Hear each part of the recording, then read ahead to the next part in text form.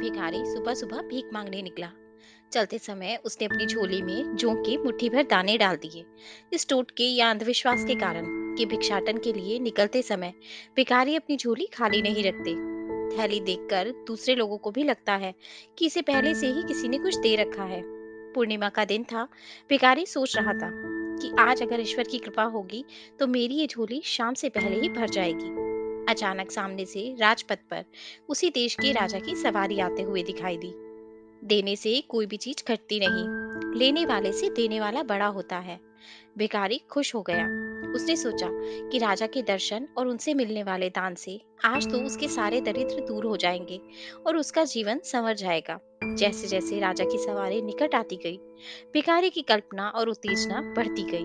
जैसे ही राजा का रथ भिखारी के निकट आया, राजा ने अपना रथ रुकवाया और उतरकर उसके निकट पहुंचे। भिखारी की तो मानो सांसें ही रुकने लगी। लेकिन राजा ने उसे कुछ देने के बदले उल्टे अपनी बहुमूल्य चादर उसके सामने फैला दी और उससे भीख की याचना करने लगा। भिखारी को समझ में नहीं आ रहा था कि वो क्या करे। अभी वो सोच ही रहा था कि राजा ने पुनः याचना की।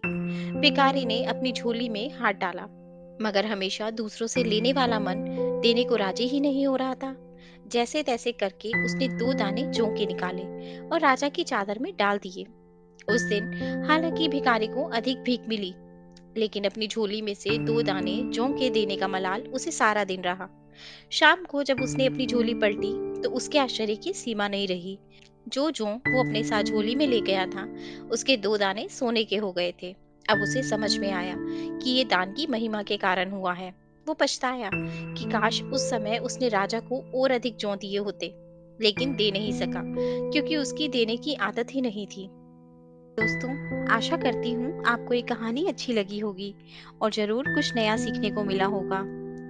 आपका एक लाइक, शेयर और सब्सक्राइब हमें ऐसी ही और वीडियोस बनाने के लिए मोटिवेट करता है।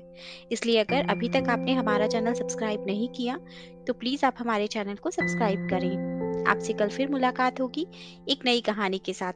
धन्यवाद।